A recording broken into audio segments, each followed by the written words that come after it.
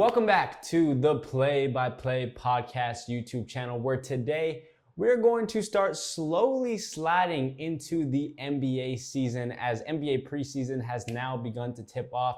Teams are beginning to really put together their rosters and rotation, and today I felt that it would be good to revisit a previous video that we did just about a year ago, where we did the 2024-2025 preview on the Chicago Bulls, the situation of their roster at the time, and what they could possibly do to, help further the development of the team that they had and make themselves better. And so now, over a year in the making, I want to revisit this team and see, where are they at from the last time that we looked at them? What are some of the moves that they made? What were they like last season? And what can we really expect out of the Chicago Bulls going into the 2025-2026 NBA season?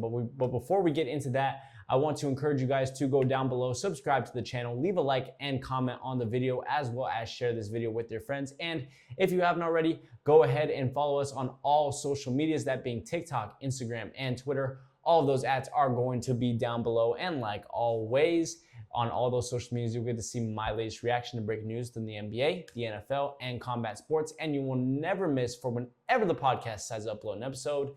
And without further ado, our preview of the 2025-2026 Chicago Bulls starts right now. Let's get it. So where do we start with the Chicago Bulls? Well, in any real preview of how a team is going to look in the coming season, I think that we need to look at how they looked the previous season. And the Chicago Bulls have, for a while, for the past, 3 to 4 years, have been kind of stuck in this cycle between contending and rebuilding, right? They have been adding in some young superstars, especially last year. I think that they added in a lot of really nice young pieces. They traded away Alex Caruso, who was one of their best players on the team two seasons prior, traded him away to Oklahoma City Thunder to get Josh Giddey, who is definitely much more of a developmental piece, a young playmaking point guard that creates a lot of shot creation on the offensive end. They signed away a free agent like Jalen Smith away from the Indiana Pacers, who has a lot of power forward center versatility and is a really, really great box power forward on that block, being able to play defense and offense, being able to play both ways. They obviously drafted Montas Buzelis with, I believe it was the 11th pick in last year's draft. And so they just furthered themselves in trying to make themselves a little bit younger and trying to attest to the young guys that they have in place, which I did like all of those moves. But they still were at least better than they needed to be. And I say that because, like I just mentioned, the Chicago Bulls have been kind of stuck in the play-in area of the NBA. They have been stuck with being that team that is within that 7, 8, 9, and 10 seed within the East, which does not really net them a big-time pick in the draft, but also doesn't give them a lot of ability to really go out and make big-time deep runs within the NBA playoffs. And that has been their issue for years. And because of that, they have been stuck with these later picks and settling on lesser talent, when overall they need a big-time splash on this team for somebody to come in and take over. But the thing that I want to look at real quick before we get into this is that when you look at the Chicago Bulls and how they were last season, just purely based off of where they were as a 9th seed in the Eastern Conference, which I think is still safe to say is the weaker conference in the NBA right now, they weren't necessarily a terrible team in certain regards. I mean, when you look at this, they ranked first in the league in terms of defensive rebounds. They ranked third in the league in terms of total rebounds. They ranked top 5 in assists. They ranked top 6 in points scored. They were virtually within anywhere from the top 5 to top 10 when it came to attempts made within 3 points and field goals. And while, there were things that hurt them, like, for example, they were 20th in turnovers. They were out there. They were 29th in free throw attempts. They were 27th in free throws completely made. So while they did struggle in that regard, when you look at them from a statistical standpoint, they weren't terrible. Now, the offensive defensive ratings did reflect as a pretty middle of the way team. They had the 20th offensive rating in the league, the 18th defensive rating. So definitely that defense is a little bit more ahead than the offense is. And surprisingly, also had their pace as the second quickest pace within the league at 102.8 as pace. And so when you look at the statistics that the Chicago Bulls went through last year, when you put into the fact that they do not have their top player that they had last year in Zach LaVine as they trade him away to the Sacramento Kings, When you have this much pace and you're lacking some sort of offense, that really implies to me that you need to go out and you need to get shooting. Shooting is the big way where you can fit both of those big time issues, because to be able to go out and make a substantial amount of three-pointers, you are going to have to improve in the half court, which is where they do not really find success as of right now. That is why they play the second quickest in the league out of any other team, and why they still have a pretty low to mid offensive rating within the league. But not only that, but that is obviously going to help your offense. It's going to create a lot of opportunities. It's going to create more opportunities for your bigs down low on the block, from your slashers from the wing, and it's just going to make your offense a lot more clean within the movement. And the problem that I have with the Bulls and what they did last year to lead up to the roster that they have this year is they didn't add a lot of big time additions when it comes to the shooting department. They drafted Noah Senge in the 2025 draft, which was really a head scratcher for me. And it's not because Senge is necessarily a terrible player. He actually, I think, has one of the highest ceilings out of last year's draft, out of everyone that came out of last year's draft. But he is extremely raw in certain areas, and one of those being just purely offensively. I mean, outside of slashing and getting to the basket, he does not have an established three-pointer. He is not a guy who is going to be able to work within the ISO game and be able to go off of a quick step and be able to attack someone, pull up for a midi and whatnot. And not to mention the fact that they have so many players who are similar to Senge. You have Patrick Williams, who was drafted back in, I believe it was 2021, purely based off of how raw he was as a player and how raw he was as an offensive prospect. They looked at him as potentially being that Kawhi Leonard type of guy coming out of San Diego State, you know, a guy who is has a lot of really great length on his side, you know, very, very long wingspan, but is not very great offensively, and still, you know, even being 3-4 years into his career, still hasn't developed into a great offensive player. And then they go ahead within the offseason and they trade away Lonzo Ball, who, if we're being honest, was one of their better shooters on the roster for, you know, the past few years when he was healthy, which, you know, that wasn't, majority of the time he was not healthy. But if you look at the stats of what he had in 2024, 2025 for the Bulls, 35% from the three-point line. You look at him all the way back in 2021 when he first was on the Bulls, 42% from the three-point line. So he was a solid three-point shooter for the Chicago Bulls, and they traded him away to Cleveland for Isaac Okoro, who again is another tall, lengthy wing who is primarily used as a lockdown defender on the perimeter and is not really known for his capabilities on the offensive end. And so I'm kind of just wondering, like, what direction are we really going? We have three of the same wings on this squad with a big time hole in the shooting department. And really the only shooting that we have now on the team is Kobe White, who's a solid shooter at times. You have Kevin Huerter, who they got from the Kings in the Zach LaVine trade. He is solid. Giddey can get hot at times. Trey Jones from the San Antonio Spurs, who they also got out of the Zach LaVine trade, which, by the way, you know, just looking at that really quick, they didn't really get a big-time substantial amount of value for Zach LaVine, who was their big-time superstar player on their squad for years and years and years, ever since they traded away Jimmy Butler all the way back in 2018. You know, LaVine was their guy, and to come away with Kevin Huerter and Trey Jones, that was super underwhelming. And I think that, you know, what we have reviewed so far today really shows the big time weakness within the Chicago Bulls organization is, you know, their inability to really grow young players and their inability to really go out and find really solid young players. I mean, let's go ahead and take a look at some of their draft classes in previous years. We talked about Noah Senge this year. Obviously, that is somebody that they're going to hope is going to really flourish for them. I typed in the Chicago Bears draft picks on accident. Let's go ahead and look at the Chicago Bulls. But when you look at it, Noah Senge, Rocco Zakarski, who they ended up trading away to Minnesota, so he's not on the roster anymore.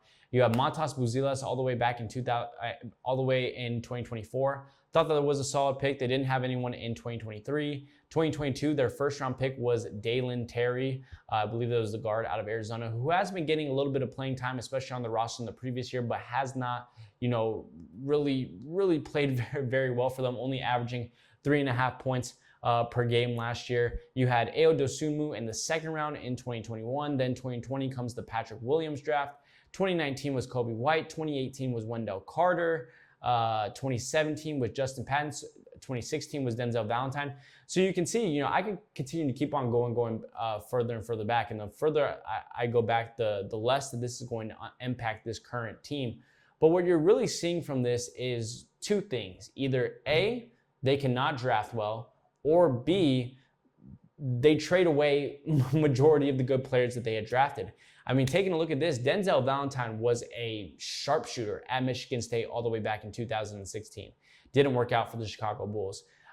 Wendell Carter was actually relatively solid for the Bulls, but then they ended up giving him up in the Nikola Vucevic trade, who I do have to understand you're not going to get lucky with every single trade, and obviously they got Vooch at the very, very end of his prime, and he is obviously not the player that he was previously, especially being an even more of a liability now on defense now that he is older. But that is a big hole. They traded away Daniel Gafford, who they got in the second round all the way back in 2019. Look at the player that he has become for the Dallas Mavericks. Kobe White, they've managed to catch without surprise. Patrick Williams hasn't really been, his highest average right now at 9.6 points per game on his career. That's not the image that they really had for him. Ayo Dosunmu getting some substantial minutes and is, performing pretty well, looking at 10 points per game on his career, 3 assists per game, 3 total rebounds per game. He is a big-time hustler, a guy that likes to go out and go for boards. And then Matas Buzelis last year averaging 8.6 points per game. I think that he's going to be on a steady up climb, being able to develop and whatnot. He shot 36% from 3 last year, so look for him to be one of the better shooters. But the Bulls just lack talent in almost every single position. And while they're beginning to grow and grow, I'm also questioning if Billy Donovan is honestly the right coach for the job in this scenario.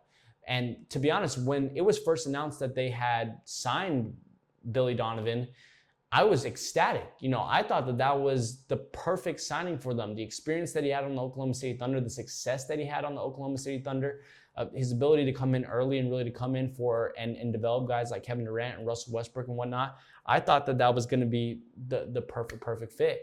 And I just don't think that he has really had a knack for being able to develop these worse off teams. And you wonder if his success in Oklahoma City virtually came from having such talented guys like KD, James Harden, and Russell Westbrook, and maybe not even necessarily really developing them, but those guys really going out and just being superstars from the beginning and just incrementally getting better year by year by year, and through having a lot of really great experience, like going to the finals early on in their careers in 2012 against the Miami Heat, that boosting them and their talent and making Billy Donovan look a little bit better than he actually is. And I actually thought that Billy Donovan was one of the coaches who was probably on the hottest seat going into this season. Was a little bit surprised that he didn't end up getting fired. I understand that he has kept them within the play-in mix, the playoff mix, if you will. But just with the sample size that we have had, I just don't think that he has been successful enough.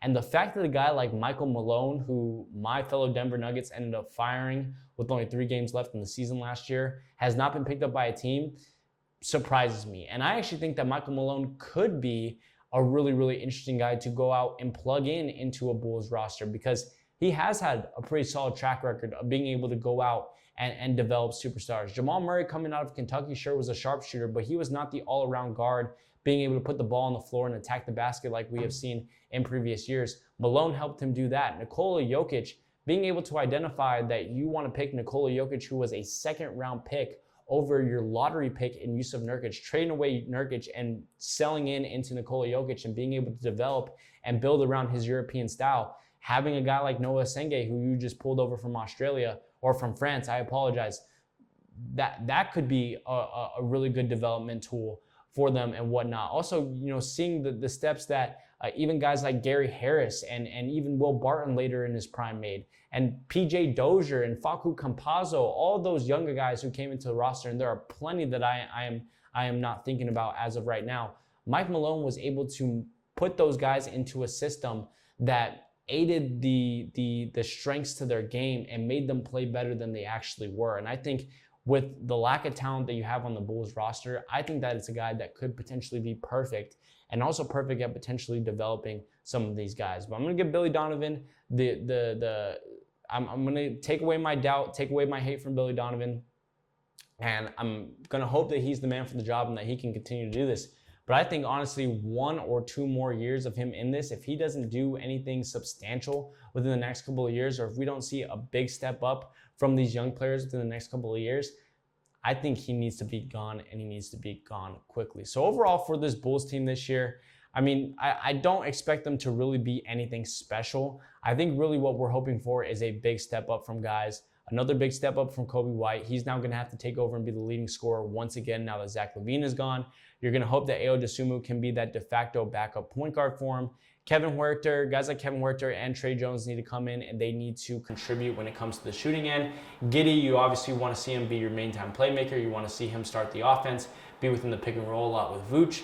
You want to see guys like Okoro, Williams, Matas, and Asenge take steps forward within their game offensively and improve as shooters, and ultimately try to find a way to work those guys together and to be able to play all of those guys together within the same starting lineup. I mean, despite not having a lot of offense, you do have a lot of really solid length and defensive capabilities on this team. So I should expect them to be at the top of their game when it comes to the rebounding game. I would expect them to, not get scored on a lot when it comes to inside on the post and on the block. They should be good at defending that. And then, of course, I think the biggest thing that they need to focus on is trading away Nikola Vucevic for whatever you can get for him at this point.